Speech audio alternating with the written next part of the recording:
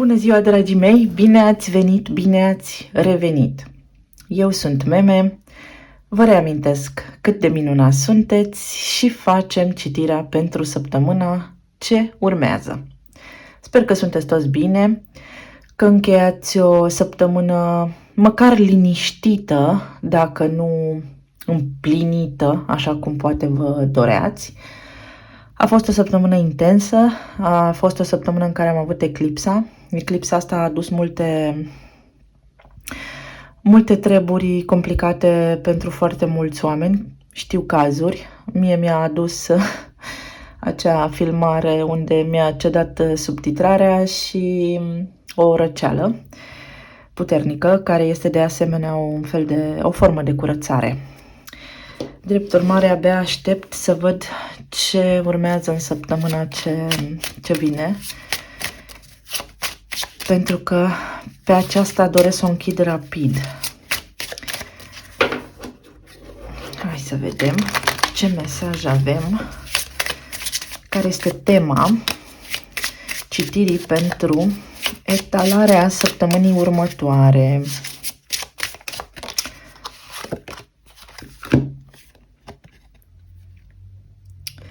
Foarte frumos, inspirație și curaj. Și avem aici o cifră de 8. Da, și elementul focului. Posibil și vouă eclipsa să vă fie adus un îndemn către curaj puternic. Să fiți nevoiți să faceți demersuri către dorințele voastre. Vom vedea cum se aplică.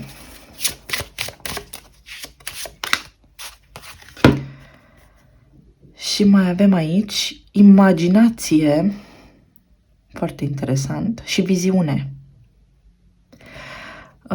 Tot eclipsa și tot portalul de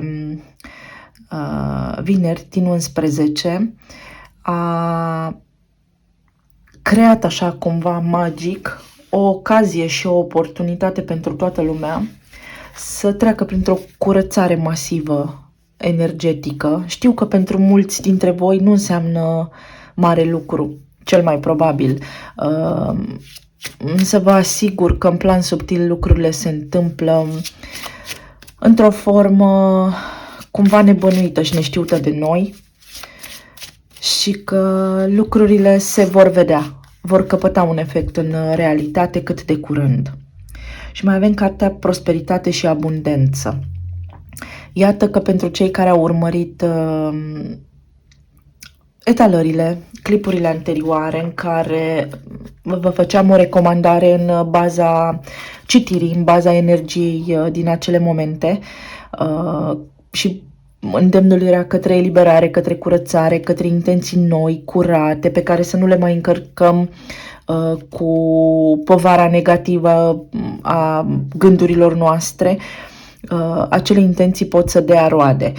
Pentru cei care mă ascultă acum, săptămâna următoare va fi clar una în care veți avea nevoie de foarte mult curaj și inspirație, una în care va trebui să aveți viziune, să vedeți imaginea de ansamblu a lucrurilor pe care le veți face sau a întâmplărilor pe care le veți traversa și este o săptămână cu potențial mare de prosperitate și abundență, în sensul că puteți să ajungeți să realizați toate planurile, da? Dacă aveți un plan de atac pentru săptămâna viitoare.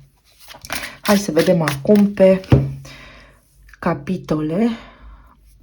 Îmi scuzați vocea, eu mă simt bine, dar vocea mi este un pic răgușită.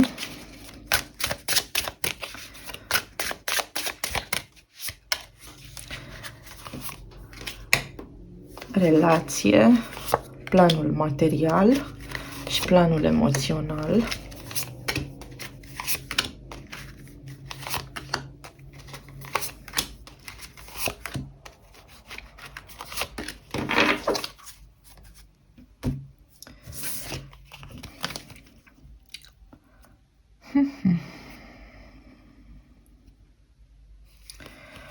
Foarte interesant. La relație exact asta se spune, că săptămâna viitoare puteți avea curajul să stați față în față într-o confruntare armonioasă cu persoana la care voi vă gândiți. Pentru cei care aveți pe cineva în minte și doriți o întâlnire, doriți ceva. Există aici un element de rugăciune, există aici un element de destin, de predestinare. Pentru cei singuri, din nou, este necesar cumva în aura voastră, pentru că avem toate culorile acestea din câmpul nostru energetic aici în capul reginei de bâte, este necesar să avem curaj, este necesar să punem efectiv pe hârtie ce ne dorim, să ne schimbăm atitudinea față de viață și atitudinea față de noi înșine. Am mai citit, eu citesc comentariile, răspund cum apuc, când apuc.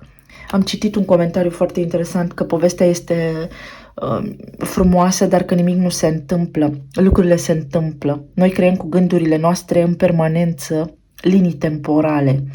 Însă dacă intervine și neîncrederea, dacă intervine, nu știu, karma, da, acea cauză și acel efect dintre mine și persoana la care eu mă gândesc, pe care noi nu am curățat-o, nu am învățat nimic din asta, acolo se produce un blocaj, apropierea nu se poate efectua, nu se poate realiza până noi nu realizăm amândoi, nu devenim amândoi conștienți de încărcătura energetică a dinamicii relației dintre noi. Asta aduce săptămâna viitoare în relație.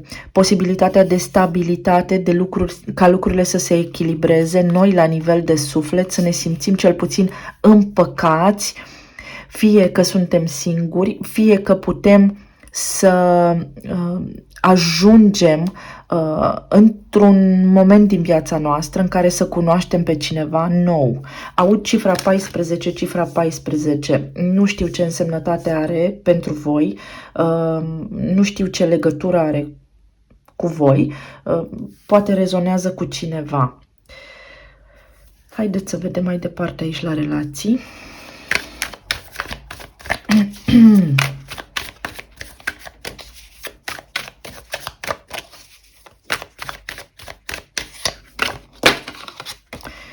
Avem nebunul. Săptămâna viitoare veți fi în permanență puși față în față cu noi începuturi. Noi începuturi la nivel de relații, noi începuturi la nivel de comunicare cu familia, noi începuturi la nivel de dinamică, de interacțiune cu persoana cu care poate sunteți în separare. Noi începuturi pentru cei care sunteți singuri și noi începuturi pentru cei care sunteți într-o relație stabilă. Pentru toată lumea se aplică. Există aici un nou început vibrațional, o nouă direcție, există noi direcții, există noi soluții pentru provocările voastre.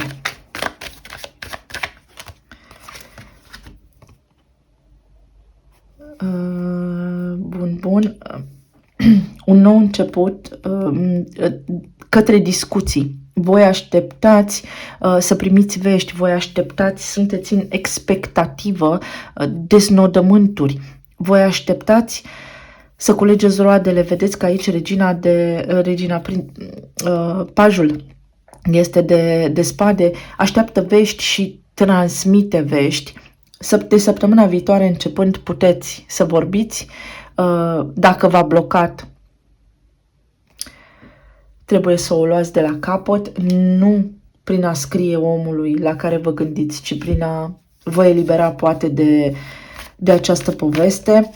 Dacă nu v-a blocat, încercați, oricum trebuie să ajungeți la o concluzie. Este o săptămână în care va fi necesar să ajungeți la concluzii pentru a vă recâștiga echilibrul interior și de asemenea este o săptămână în care veți fi tratați corect, în care energia vă va avantaja atât pe voi cât și pe cei cu care voi veți interacționa. Este o săptămână stabilă, asta pot să vă spun sigur, este o săptămână în care puteți să realizați lucrurile pe care le doriți. Puteți să vorbiți cu persoana la care voi vă gândiți, pentru cei care au o căsnicie stabilă, lucrurile vor merge liniștit, atenție că veți fi așa ușor puși pe ceartă unii dintre voi, să nu vă lăsați pradă sau să nu cădeți victimă discuțiilor inutile. Pentru alții dintre voi, dacă sunteți singuri, din nou, și aveți în minte pe cineva, este o ocazie bună prin care să vă faceți cunoscut lor, să spuneți ce vă doriți, să încheiați acest nonsens, această așteptare, să încheiați așteptarea, dragii mei. Pentru voi, săptămâna viitoare, la nivel de relații, practic, energia momentului vă spune că este un moment în care să încheiați așteptarea și să încheiați neliniștea. Dacă vă doriți ceva de la cineva, puneți mâna pe telefon și spuneți. Puneți mâna pe telefon și scrieți un mesaj sau pe laptop și dați un mail. Spuneți ce aveți de spus și apoi, în funcție de răspuns sau în funcție de reacție, cum va fi cazul, acționați și voi pe mai departe. Ori vă eliberați și mergeți mai departe, n-aveți cum să rămâneți iubind pe cea 7 ani de zile tot singuri. Nu, viața trebuie luată de la început, viața trebuie trăită, viața este un dar. Steaua. Pentru că așa, prin eliberarea aceasta, prin ieșirea din expectativă, ajungeți către destinul vostru, cumva, da? Către linia temporală cea mai potrivită vouă, către predestinare, către ceea ce trebuie să se întâmple. Voi, cu energia acestei regine de bâte aici, aveți în față pe cineva cu potențial energetic de rege de monede. Regele de monede este un om calm și calculat, deci aveți echilibru, da? Aveți armonie acolo. Inspirație și curaj, vi se spune. Viziune de ansamblu, să înțelegeți lucrurile la un nivel mai înțelept. Pe planul material avem puznicul, avem 6 de bâte și 3 de monede. Unii dintre voi, să știți că vă schimbați locul de muncă, în sfârșit primiți un răspuns pe care îl așteptați de cel puțin 3 luni încoace, 3 săptămâni încoace și așa mai departe. 6 de bâte spune că aveți succes contabil, succes la nivel financiar. Unii dintre voi cred că lucrați în domeniul acesta farmaceutic sau sunteți foarte pricepuți la chestia asta de medicamente. Unii dintre voi vă puteți înscrie la facultatea de medicină sau aveți legătură cu sistemul medical și lucrați acolo și obțineți un alt post mai bun. Alții dintre voi veți avea o reușită în calcule. În ce calcule vă faceți voi acolo, aveți o reușită. Aveți sprijin de la cineva foarte calculat și foarte corect. Iar alții dintre voi veți primi o soluție la niște provocări materiale sau cu banii pe care le aveți, pe care nu o așteptați. O soluție care vine așa pe nepusă masă când voi mai puțin vă așteptați. Ceva ce nu v-ați imaginat că s-ar putea face într-un anume mod. Aveți o victorie aici și o șansă de reușită. Va fi necesar să luptați un pic pentru ceea ce vă doriți, adică va fi necesar să aveți curaj să vorbiți cu cineva foarte, foarte bun pe partea de contabilitate. Cred că aveți nevoie de o consultanță. Posibil unii dintre voi să vreți să aplicați pentru un credit. Posibil unii dintre voi să aibă nevoie să, nu știu, închidă un bilanț, trageți o concluzie, ceva de genul acesta. 5 de monede. Unii dintre voi faceți un partaj și va fi nevoie să fiți mai impunători în ce vă doriți aici.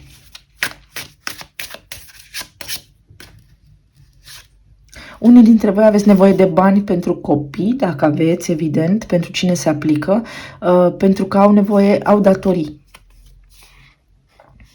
8 de cupe. Și după cum spuneam, în sfârșit încheiați o situație neplăcută pe plan material pentru care așteptați răspunsuri și soluții de foarte mult timp. Este o săptămână bună. Avem regina de spade încă o dată. Nu am mai avut-o. Prima dată. Regele de monede este din nou aici. Și judecata, nu, temperanța, cumpătarea. Da, clar, unii dintre voi finalizați ceva acte de divorț. Alții dintre voi este momentul să puneți condiții sau vine către voi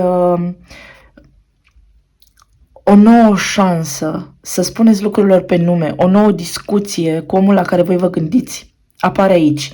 Și atunci, cumva, voi spuneți ce vă doriți și el nu este de acord sau viceversa. Și va fi nevoie să negociați, dar nu dur, să negociați cu calm, astfel încât termenii și condițiile de funcționare în această relație să fie egale și să avantajeze pe toată lumea. Alții dintre voi aveți de-a face cu un medic, plătiți niște bani pentru o investigație medicală și pentru niște analize de sânge. Și nu numai analize de sânge, analize în general. Set complet. Alții dintre voi aveți niște provocări cu mâinile, vă tremură mâinile și nu puteți nu puteți să apucați greutăți. Nu știu ce condiție medicală ar putea fi aceasta în care nu pot să strâng pumnul, dar nu puteți să strângeți pumnul. Iar alții cu coloana. Aveți nevoie de sprijin. Ca nivel de stare emoțională, așa una peste alta, vă văd foarte pragmatici și în gardă. Așteptările voastre sunt foarte sus, dar în egală măsură sunt și corecte. Și această atitudine cumva vă poate aduce aici, dacă aveți mintea deschisă și acceptați mai multe soluții la o potențială provocare pe care o aveți, să ajungeți la împlinire, să ajungeți ca situația să se aștearnă într-un final pentru voi, așa cum vă este vouă cel mai bine.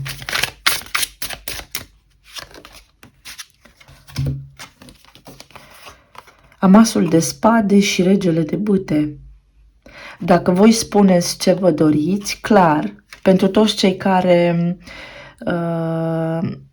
sunteți singuri, puteți să cunoașteți pe cineva săptămâna viitoare și să vi se închidă acest ciclu al singurătății pe care l-ați avut de foarte mult timp. Pentru cei care erați în separare, puteți avea o șansă unică de comunicare cu persoana dragă vouă, cu care nu ați mai vorbit de ceva timp, unii dintre voi de cel puțin o lună, unii dintre voi de un an. Iar pentru cei care sunteți într-o căsnicie sau într-o relație stabilă, lucrurile vor merge echilibrat. Veți merge în tandem, da? Cu persoana iubită și veți realiza în tandem cu ei, în echilibru, ce vă doriți. Asul de cupe. Pentru toți, săptămâna viitoare va fi o săptămână bună pentru iubire, va fi o săptămână de armonie și de împlinire, exact cum am spus.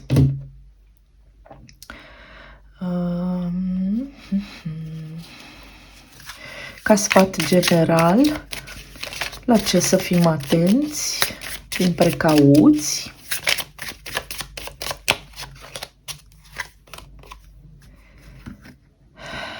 Aici este cartea care spune că aștept. Așteptați, exact cum am spus, ceva.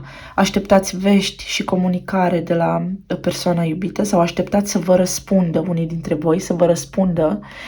Aici, pe plan material, așteptați o nouă ofertă, așteptați niște bani, așteptați o soluție pentru care faceți bilanțul, iar aici, la starea emoțională, așteptați ca lucrurile să fie așa cum vi le doriți voi. La cei care sunteți într-o relație stabilă, așteptați sprijin de la persoana iubită, de la partenerul vostru, iar pentru cei care sunteți și aveți ceva provocări medicale, veți primi săptămâna viitoare soluția cea mai bună pentru provocările voastre.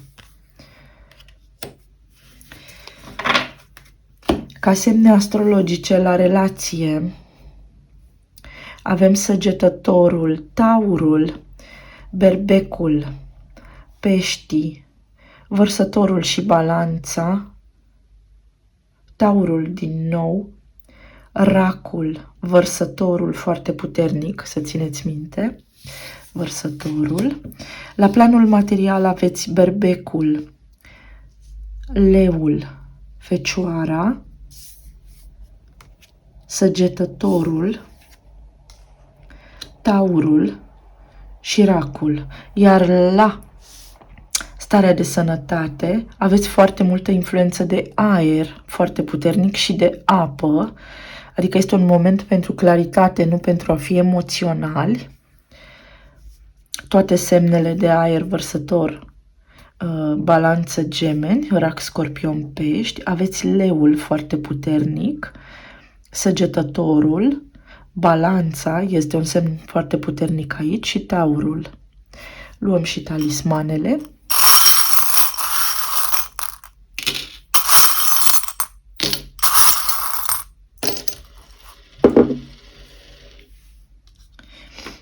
La partea de relație aveți un leu, foarte interesant, adică puterea în iubire. Aveți iubirea, aveți o realizare clar săptămâna viitoare pe partea aceasta a relațiilor. Aveți parte de stabilitate și de bucurie. Poate fi inițiala J sau ziua de joi, foarte benefică pentru voi, și aveți inițiala O sau iată nebunul, un nou început.